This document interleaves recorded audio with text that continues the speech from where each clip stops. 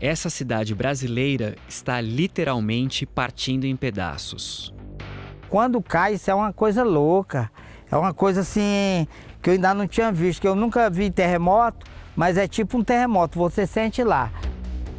Casas estão sendo engolidas pela terra. Muitos estão perdendo o que levaram anos para construir. A gente sair do que é da gente para ir pro que é dos outros é difícil. E ruas onde antes passavam carros, agora parecem canyons. Eu tinha costume de andar por essa rua, mas não sabia que o abismo estava próximo. Buriticupu, no interior do Maranhão, enfrenta o avanço das vossorocas. Essa palavra significa terra rasgada em tupi-guarani. É a forma mais extrema de erosão e também atinge outras regiões do Brasil e do mundo. Em países da África, a vossoroca já tem status de crise nacional. Eu estou aqui nessa ponta onde 5 anos atrás era uma rua.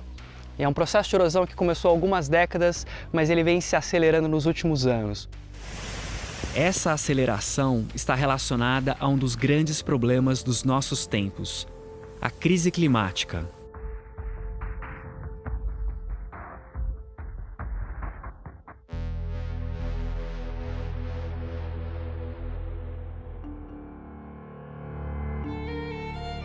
O dia do acidente, 1º de maio, é o dia de comemoração de um festejo na cidade. José Ribamar Silveira, quando estava próximo de completar 80 anos, enfrentou uma situação de vida ou morte. Quando foi por volta das 2 da manhã, eu resolvi retornar para casa. Eu peguei uma rua para dar acesso mais rápido à minha residência. Quando eu deparei com uma interdição, quando eu dei a ré, caí na vossoroca que estava bem próximo à rua onde eu estava trafegando. Tenente Silveira, como ele é mais conhecido na região, caiu de uma altura de 80 metros. É como se ele despencasse de um prédio de 20 andares, dentro de um carro. Eu tenho um filho de tá hoje com 8 meses e nesse dia estava comemorando 4 meses de nascido. Aí me lembrei do meu filho e pedi a Deus, Deus me salve, vai me salvar meu filho, eu quero criar meu filho. O filho mais velho do Tenente Silveira participou da operação de resgate. Quando eu cheguei aqui, que eu vi o carro do meu pai, tamanho de uma caixinha de fósforo, lá embaixo, eu disse, não, meu pai não está vivo. E aí quando eu cheguei, que eu vi que meu pai estava no colo do policial, e aí meu pai está vivo. Tiraram meu pai aqui. Nessa hora até é emocionante, né? A gente se emociona, não tem como. Faria tudo de novo, assim como eu já fiz por outros, faria tudo meu. Não tem explicação, não tem adjetivo, não tem.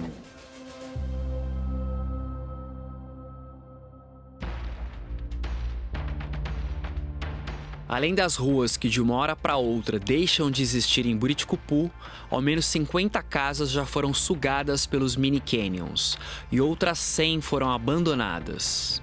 Bom, aqui atrás parece que é só um terreno baldio, mas na verdade a gente está bem próximo de uma vossoroca. Vocês podem ver aqui que tem uma placa advertindo a respeito do perigo e ao redor temos várias casas que tiveram que ser abandonadas justamente por causa do risco de desabamento. Entrando aqui nessa casa, a gente percebe até que já deixaram um sofá e algumas coisas e essas pessoas tiveram que procurar outras casas em Buriticupu e recebem um aluguel social da prefeitura. Marisa Cardoso me mostra o lugar onde ela vivia com seu marido e o filho Enzo, que é autista. Que esse banquinho aqui a gente fez pra ele, ele gostava de ficar sentado aqui debaixo. Muito passarinho quando a gente tava aqui, ó. Esse quintal era tudo limpo, a gente fazia tudo que a gente faz assim, mais a ponta dele, entendeu? Mas o avanço da vossoroca em direção à casa começou a tornar a vida da família cheia de perigos. Aí o cachorrinho caiu dentro do buraco, o cachorrinho dele, né? O bombeiro civil veio tirar o cachorrinho, ele ficou o tempo todo na beira do buraco esperando. Um episódio com Enzo foi crucial para a saída da antiga casa. Ele ficava aqui na frente aqui brincando e eu já tava com ansiedade. Às vezes eu falava alto com ele, gritava com ele, né, pra ele entrar. Aí ele, quando a gente fala alto com ele, ele se irrita. Aí ele saiu correndo para ali. Ele disse que se tu gritar de novo comigo, eu me jogo no buraco. Aí eu falei, Enzo, vem, Enzo. Não, Enzo, vem, Enzo. Aí ele voltou. Aí foi onde eu falei pro meu marido que não dá da gente ficar mais aqui não, porque é muito perigoso. Marisa foi obrigada a viver em outro bairro de Buriticupu. A prefeitura disse que ia pagar o aluguel da casa provisória, mas Marisa afirma que o repasse do dinheiro toda hora atrasa e ela fica ameaçada de despejo.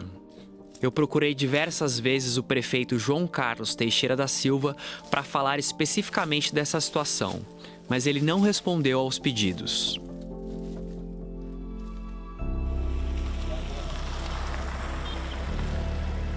Buriticupu está a 350 metros acima do nível do mar e é também uma área de floresta amazônica.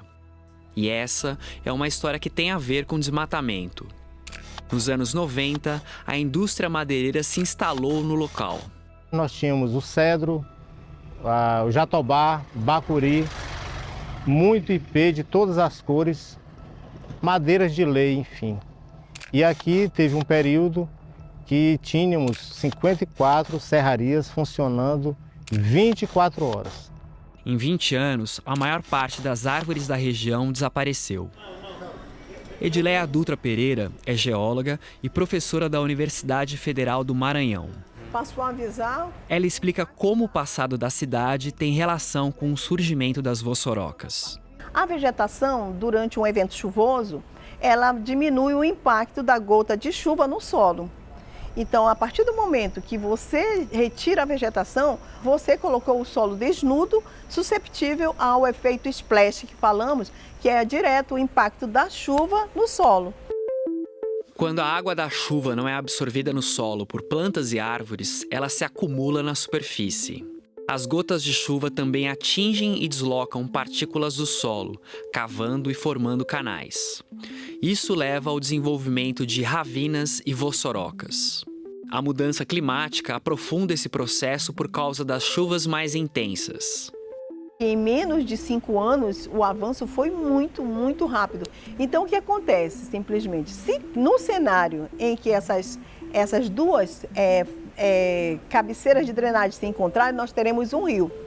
E aí, nesse caso, irá ocorrer a divisão da cidade ao meio, aproximadamente.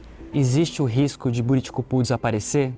Existe uma chance caso as obras não sejam realizadas. Pesquisadores preveem que as vossorocas vão crescer mais rápido no planeta por causa do aquecimento global. Com temperaturas mais altas, ocorre mais evaporação e, consequentemente, mais precipitação.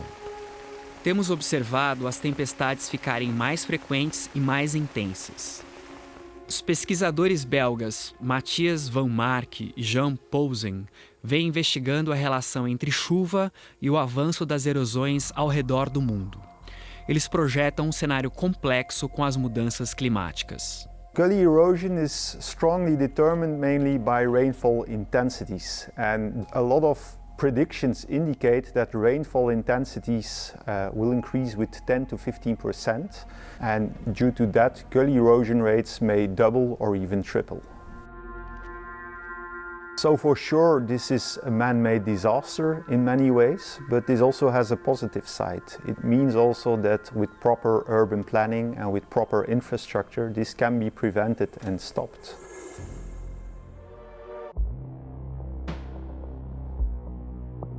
Mas quais são as saídas para esse problema?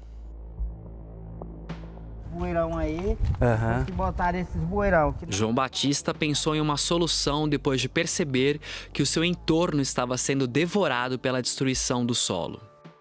Isso aqui até lá embaixo era sarado. Aqui tinha umas casas, aqui tinha outras do outro lado e aqui é a rua no meio. Entendeu? Ele é dono de uma oficina mecânica que está cada vez mais perto de uma vossoroca. E quando que começou a realmente ficar arriscado para as pessoas morarem aqui perto? Ficou arriscado depois que começou a chover, que ela começou a crescer, isso caía aqui. Caiu uma casa todinha. Bom, quando caía, estremecia o chão, que quem estava lá dentro da oficina sentiu o tremor de terra e saía fora. São essas aqui. São essas aqui, né? João começou a plantar taboca ou bambu para recriar a vegetação e frear o avanço da erosão. Taboca tem vários lugares que ela entranha na terra e vai deixando. E eu sei que depois que eu comecei a plantar a taboca aí, que eu desveguei a água, não caiu mais para o meu lado. Mas se não tomar uma providência, a chuva, quando ela vem, ela leva tudo.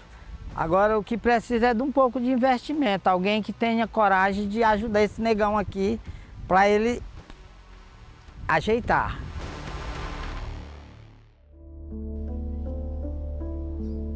Ações individuais talvez não sejam suficientes para a escala do problema. Buriticupu, com quase 30 crateras espalhadas pela cidade, vai precisar de soluções estruturais. Jean Poulsen diz que a cidade precisa de obras para canalizar a água, principalmente a água da chuva. The basic thing is to reduce the amount of water arriving at the gully, and so you can do that either by increasing the water absorption in the area that drains towards the gully. If you can't do that, you have to try and to intercept the amount of water, the runoff, before it reaches the gully, and then to deviate it via, for instance, a concrete ditch to a place where it cannot cause any harm anymore. Essa drenagem das águas servidas e do próprio esgoto, que infelizmente não tem uma estação de tratamento e tudo mais, né? O esgoto não é tratado. Então, tem que haver um direcionamento para o canal. Mas ações do tipo estão sendo feitas? Nós falamos com o prefeito de Buriticupu pela internet. João Carlos Teixeira da Silva afirmou que contratempos não deixaram que ele desse uma entrevista quando visitamos a cidade. O prefeito disse que espera do governo federal dinheiro para obras que o município não tem condições de bancar. Vale ressaltar que todos esses recursos eles ainda não estão liberados ao município. Todos eles se encontram em fase de projetos para que a gente possa ter essa liberação do recurso o mais rápido possível. O prefeito rebate críticas de que não fez ações suficientes e diz que ele deu uma visibilidade ao problema que antes não existia. João Carlos também afirma que Buriticupu não acabará engolida pelas vossorocas. O Buriticupu não corre risco de desaparecer, tá certo? São obras complexas, sim, são obras de grande recursos, né? Grande volutos de recursos, mas a cidade não corre risco nenhum de desaparecer.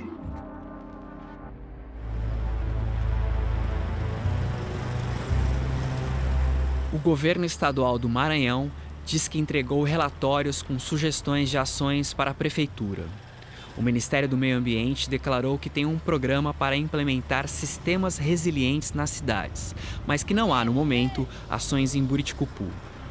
O governo federal também diz que, no momento, analisa a liberação de 300 milhões de reais para obras de contenção e prevenção em Buriticupu e que vem provendo assistência e consultoria à cidade. O que você sente quando você olha assim essa sua casa? Eu fico triste. Quando eu saí, eu fiquei com o coração doendo, porque é uma coisa que a gente lutou tanto para conquistar, né?